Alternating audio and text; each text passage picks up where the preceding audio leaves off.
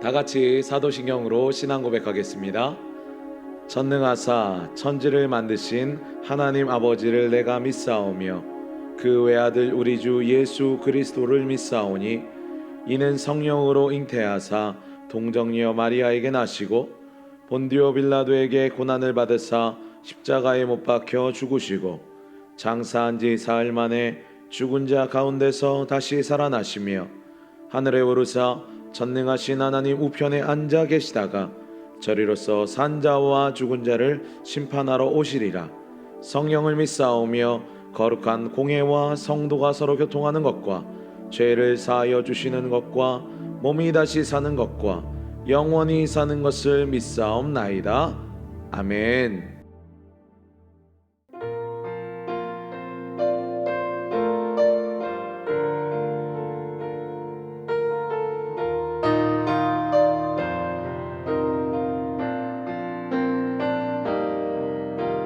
주님 다시 오실 때까지 나는 이 길을 가리라.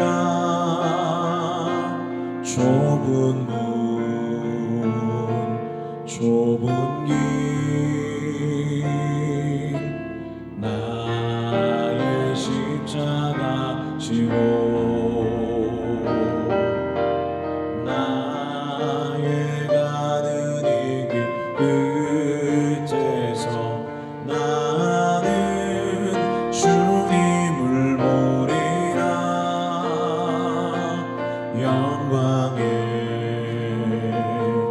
내 주님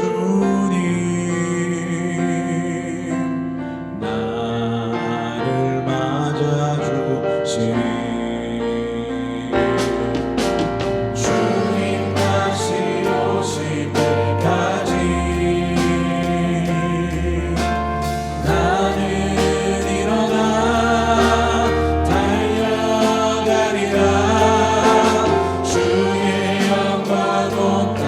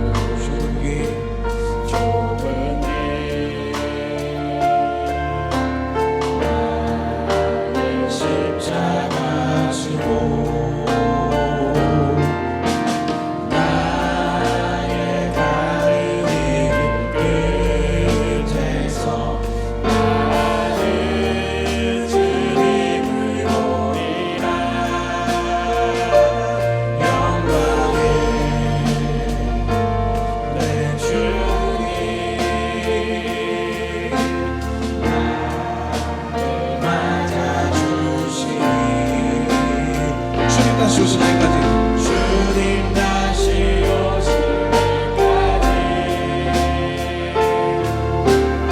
나는 일어나 달려가리라. 주의 영광 온 땅 높을 때 나는 일어나 노래하리.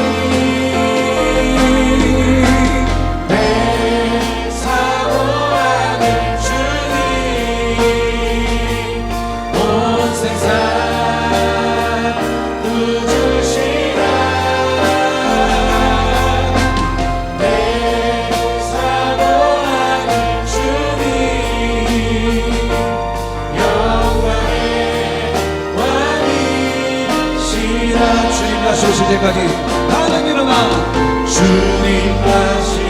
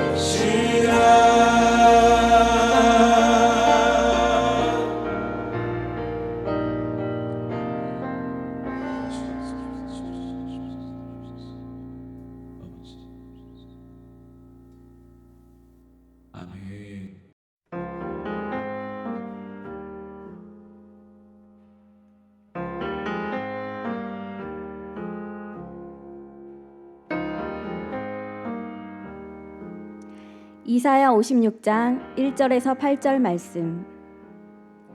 여호와께서 이와 같이 말씀하시기를 너희는 정의를 지키며 의를 행하라.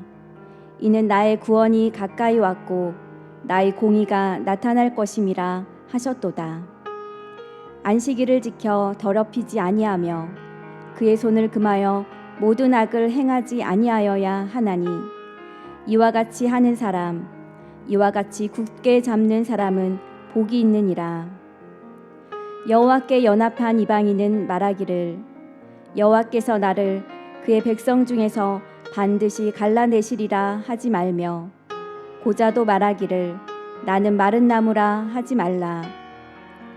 여호와께서 이와 같이 말씀하시기를 나의 안식일을 지키며 내가 기뻐하는 일을 선택하며 나의 언약을 굳게 잡는 고자들에게는 내가 내 집에서 내 성 안에서 아들이나 딸보다 나은 기념물과 이름을 그들에게 주며 영원한 이름을 주어 끊어지지 아니하게 할 것이며 또 여호와와 연합하여 그를 섬기며 여호와의 이름을 사랑하며 그의 종이 되며 안식일을 지켜 더럽히지 아니하며 나의 언약을 굳게 지키는 이방인마다 내가 곧 그들을 나의 성산으로 인도하여 기도하는 내 집에서 그들을 기쁘게 할 것이며 그들의 번제와 희생을 나의 제단에서 기꺼이 받게 되리니 이는 내 집은 만민이 기도하는 집이라 일컬음이 될 것임이라.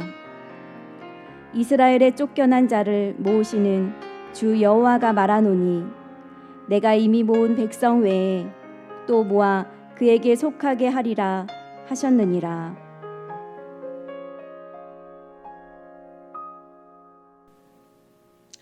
할렐루야. 오늘도 이른 새벽부터 늦은 밤까지 주의 은혜를 사모하시는 여러분 주의 이름으로 축복합니다. 오늘도 말씀을 통해 온 열방이 주께로 돌아오기를 원하시는 하나님의 그 비전과 그 꿈을 함께 품으시는 저와 여러분 되기를 바랍니다.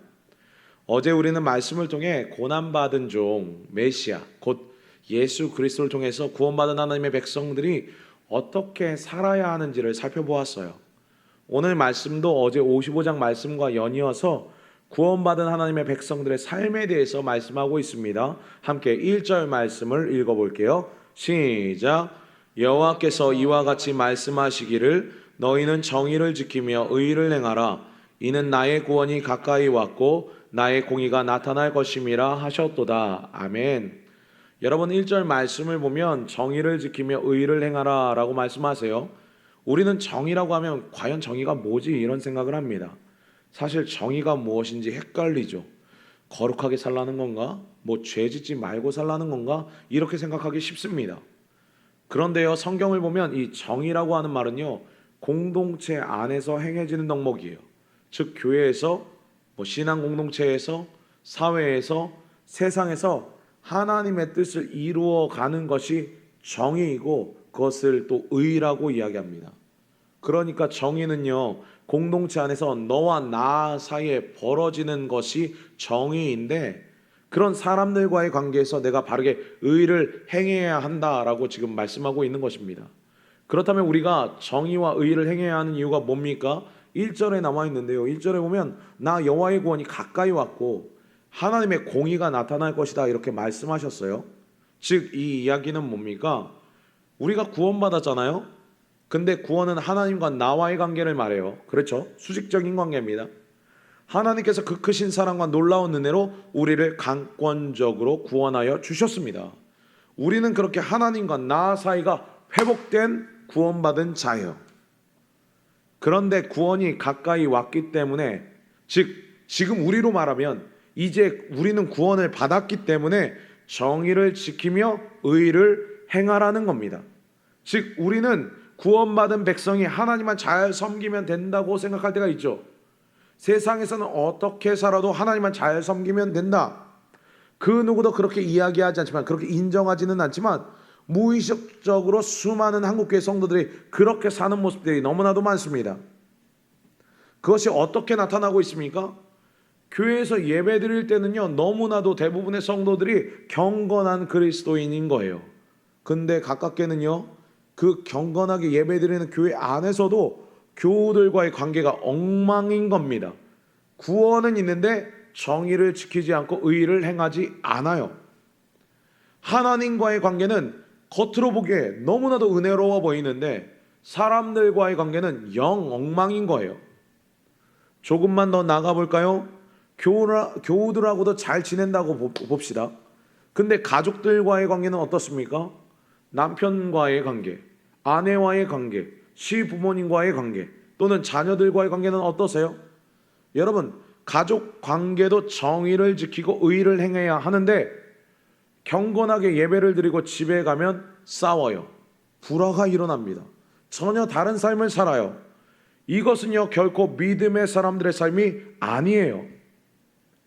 예전에 어느 청년이 제게 상담을 하러 왔는데 이 청년의 아버지는 교회에서 매우 존경받는 안수 집사님이셨고 어머니도 그 교회에서 권사로 열심히 섬기시는 권사님이셨습니다.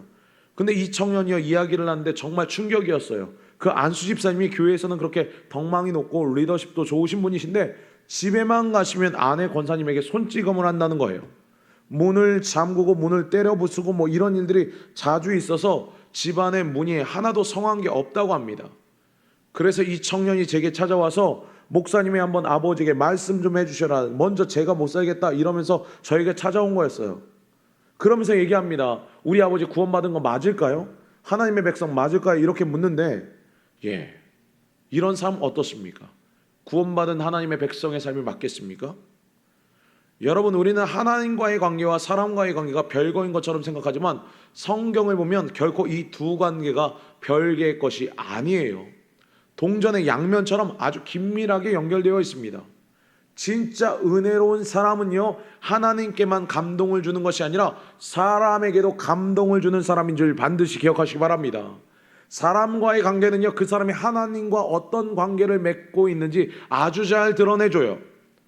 즉 구원받은 하나님의 백성들은 교우들과 가족들과 그리고 친구들과 이웃들과 화평한 관계를 가집니다.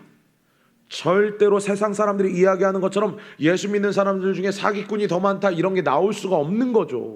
삶은 없고 입만 살아있는 신앙인, 다른 사람들에 대한 배려나 헌신은 없이 자기중심적인 예수쟁이는요, 결코 나올 수가 없는 것입니다. 저도 뭐 어떤 교회에서 안수 집사님이 모 교회에서 안수 집사님이셨던 분이 제가 청년 때 크게 저한테 사기를 치신 적이 있는데 예수님을 제대로 믿는데 그런 일을 하는 사람이 있을 수 없다는 거예요. 왜냐하면 예수 그리스도를 구주로 고백한 자들 안에는 성령께서 내주하시기 때문입니다. 성령께서 그렇게 살도록 내버려 두지를 않으세요. 분명하게 말씀하십니다. 사랑하라고, 섬기라고, 인내하라고, 화목하라고 말씀하세요. 예수님께서도 분명하게 우리에게 말씀하셨습니다. 마태복음 22장 37절에서 40절 말씀인데요, 함께 읽어보겠습니다. 시작. 예수께서 이르시되 내 마음을 다하고 목숨을 다하고 뜻을 다하여 주 너의 하나님을 사랑하라 하셨으니 이것이 크고 첫째 되는 계명이요 둘째도 그와 같으니 내 이웃을 내 자신같이 사랑하라 하셨으니 이 두 계명이 온 율법과 선지자의 강령이니라. 아멘.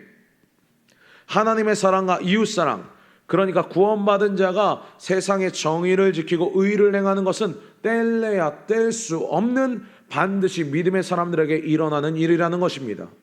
그러므로 사랑하는 여러분, 오늘 저와 여러분은 모두 구원받은 하나님의 백성으로 하나님을 힘써 섬길 뿐만 아니라 세상에서도 정의를 지키고 의를 행하는 진짜 예수 그리스도의 사람들 되시기를 주의 이름으로 축복합니다. 그때 하나님의 공의가 나타나는 거예요.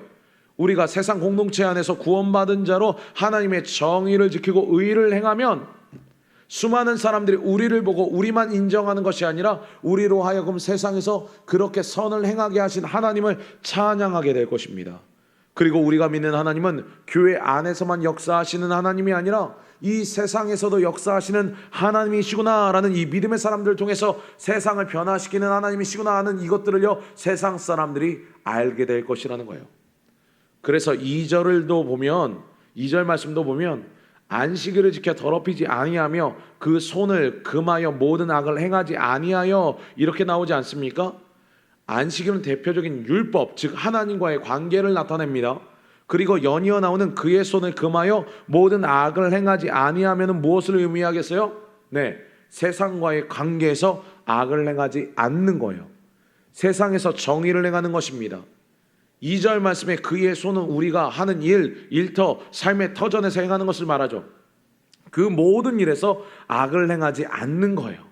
다른 누군가에게, 내 옆에 있는 가족들에게, 동료들에게, 이웃들에게 악을 행하지 않는 것입니다. 그런 자들에게 뭐가 있다고 말씀하시죠? 복이 있다고 말씀하십니다. 사랑하는 여러분, 오늘 이 시간 우리 삶의 모든 터전에서 만나는 모든 이들에게 선을 행함으로 이 하나님이 주시는 축복을 온전히 누리시는 저와 여러분 되기를 바랍니다. 하나님께서는 여러분을 작은 예수로 여러분의 삶의 터전 가운데 파송하신 거예요. 그러니 구원받은 주의 백성들은요, 세상에서 어떤 사람들입니까? 네, 세상에 복이 되는 사람인 거예요. 세상에 은혜를 흘려보내고 하나님의 사랑을 보여주는 사람입니다. 바로 이 세상에 복된 은혜와 사랑의 사람이 오늘 저와 여러분 되기를 바랍니다.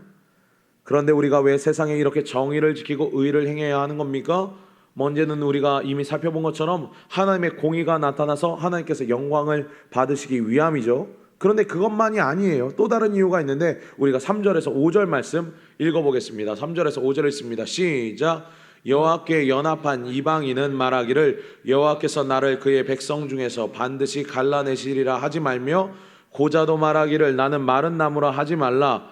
여호와께서 이와 같이 말씀하시기를 나의 안식일을 지키며 내가 기뻐하는 일을 선택하며 나의 언약을 굳게 잡는 고자들에게는 내가 내 집에서 내 성 안에서 아들이나 딸보다 나은 기념물과 이름을 그들에게 주며 영원한 이름을 주어 끊어지지 아니하게 할 것이며. 아멘. 3절에서 5절 말씀인데요, 이제 이방인들이 나와요.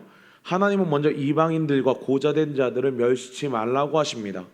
세상 사람들이 그들을 멸시하더라도, 자기 자신이 자기를 멸시한다 할지라도 하나님은 그들을 귀하게 여기시고 소중하게 여기시기 때문에 그들에게도 하나님의 정의를 지키고 의를 행하라고 말씀하시는 거예요. 이게 1절 2절부터 쭉 이어져 내려옵니다.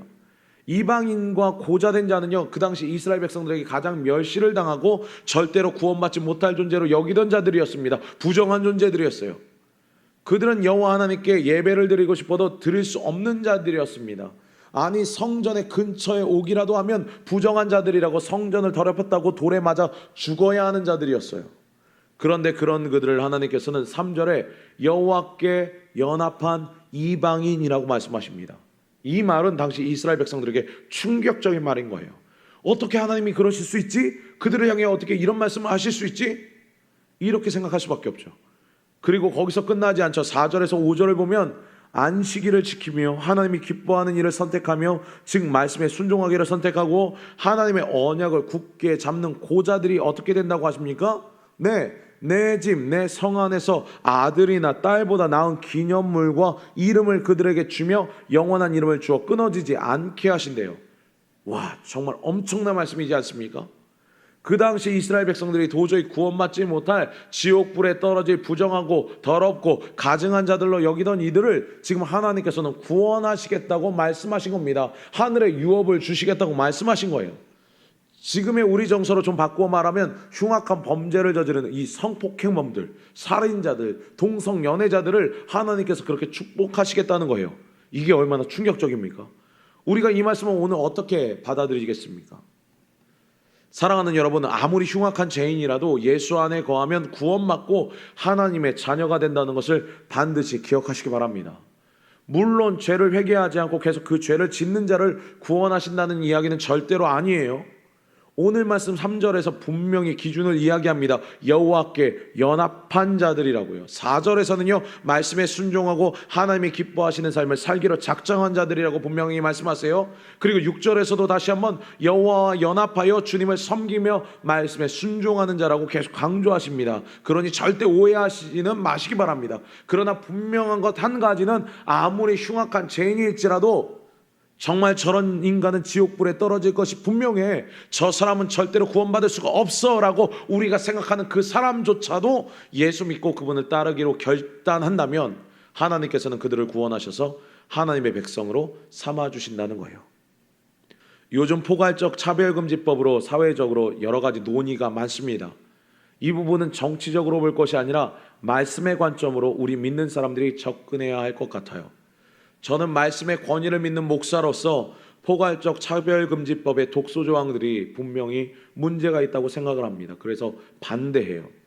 그리고 요즘 무차별적으로 그 세력을 확장하고 있는 이 동성애와 급진적인 이 레디컬 페미니즘에 대해서도 분명하게 말씀의 근거에서 반대의 의견을 가지고 있습니다.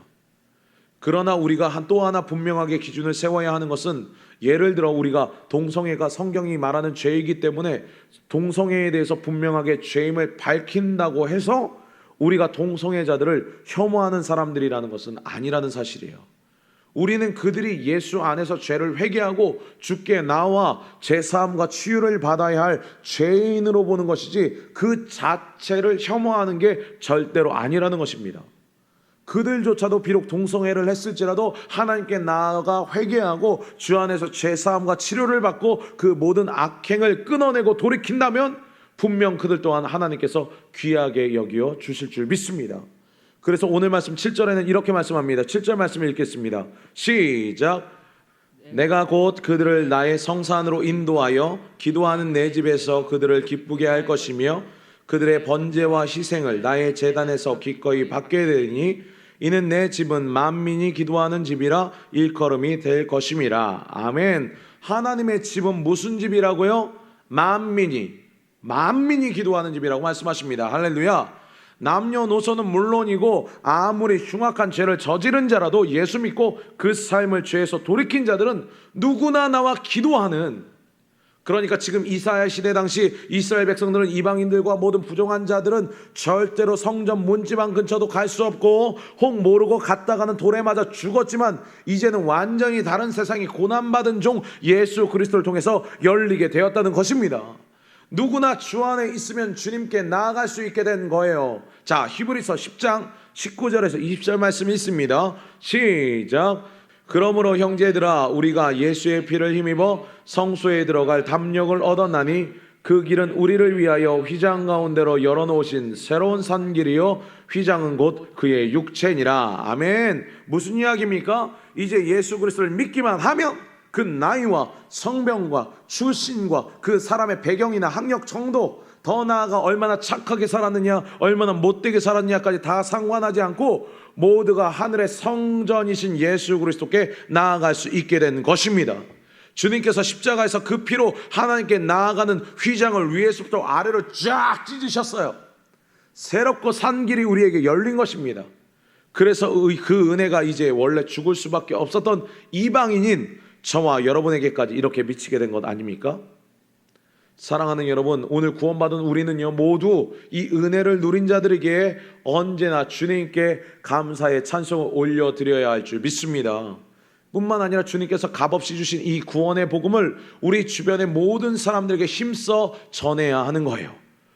혹 우리 가운데 저 사람은 안 돼, 저 사람은 교회 다닐 사람이 아니야, 저 사람이 교회 다니면 내가 오히려 곤란해질 거야, 이런 생각을 하면서 나름대로 기준으로 사람을 고르고 있다면 이 시간 그 생각을 내려놓으시고 오직 우리를 구원하신 하나님의 은혜만을 바라보시기를 바랍니다. 주의 몸된 교회는 잘난 사람, 거룩한 사람만이 있는 곳이 아니라요 죄인이 와서 변화되고 병든 사람이 와서 치유되고 슬픈 자가 와서 기쁨을 얻는 만민이 기도하는 집이라는 것을 기억하시고 언제나 우리 주변의 이웃들을 교회로 초청하기를 주저하지 않으시는 저와 여러분 되기를 바랍니다. 뿐만 아니라 이 시간 저와 여러분 모두가 어디서나 존귀 여김을 받고 하나님의 은혜와 사랑을 흘려보내는 축복의 사람들, 은혜의 사람들 되시기를 주의 이름으로 간절히 축복합니다. 기도하겠습니다. 오늘도 저희를 사랑하시는 주님 감사합니다. 주님의 그 사랑을 인하여 오늘도 주님을 찬양합니다. 주님께서는 오늘도 저희를 붙드시고 도우시며 함께 하시는 분이심을 믿사오니 이 시간 저희 모두가 주님의 그 사랑과 은혜로 인하여 힘을 내게 하여 주시옵소서. 무엇보다 선한 일에 힘쓰는 자 되기를 원합니다. 하나님을 사랑하는 자로서 어디서나 이웃을 사랑하고 세상에 선한 영향력을 끼치는 자들이 되게 하여 주시옵소서. 선을 행할 능력을 더하여 주시고 저희의 삶이 향기로운 제물이 되어서 주님께는 기쁨이 되어지고 세상에는 복이 되어지는 은혜가 있게 하여 주시옵소서. 빛과 소금의 삶을 살게 하여 주셔서 저희의 그 정의를 지키고 의를 행하는 모습으로 인해 세상의 불신자들이 하나님을 찬양하고 주님께 영광 돌리는 은혜가 있게 하여 주시옵소서. 주님, 이 시간 우리에게 구령의 열정을 더하여 주시기를 원합니다. 주님, 저희가 복음을 증거하며 우리 주변의 불신 이웃들을 살리는 생명의 사람들이 되게 하여 주시옵소서. 많은 이들이 고통스러워하며 신음하는 이 팬데믹의 시대를 저희가 살고 있사오니 이러한 때에 우리 믿음의 사람들이 지치고 쓰러져 있는 수많은 영혼들에게 위로가 되고 격려가 되며 힘이 되는 축복의 사람들 저희 모두가 되게 하여 주시옵소서. 오늘도 말씀을 의지하며 살아가는 우리 성도들을 축복합니다. 언제 어디서나 무엇을 하든지 날마다 주의 말씀으로 승리하게 하여 주시고 급하고 어려운 일 만나지 않고 날마다 평안하게 삶을 일구어가는 은혜가 있게 하여 주시옵소서. 오늘도 각자 처소에서 주의 이름을 부르며 기도할 때 주님 귀 기울여 주시고 속히 응답하여 주셔서 그 응답의 내용들 가지고 주께 나와 간증하며 찬송할 날이 속히 오게 하여 주시옵소서. 감사드리며 말씀으로 오늘도 우리와 함께 하시는 예수 그리스도의 이름으로 기도드리옵나이다. 아멘. 다 같이 주기도문 하신 후에 개인 기도하겠습니다. 주기도문 하겠습니다. 하늘에 계신 우리 아버지여, 이름이 거룩히 여김을 받으시오며 나라의 마옵시며 뜻이 하늘에서 이룬 것 같이 땅에서도 이루어지리이다. 오늘날 우리에게 일용할 양식을 주옵시고 우리가 우리에게 죄 지은 자를 사하여 준 것 같이 우리의 죄를 사하여 주옵시고 우리를 시험에 들게 하지 마옵시고 다만 악에서 구하옵소서. 대개 나라와 권세와 영광이 아버지께 영원히 있사옵나이다. 아멘.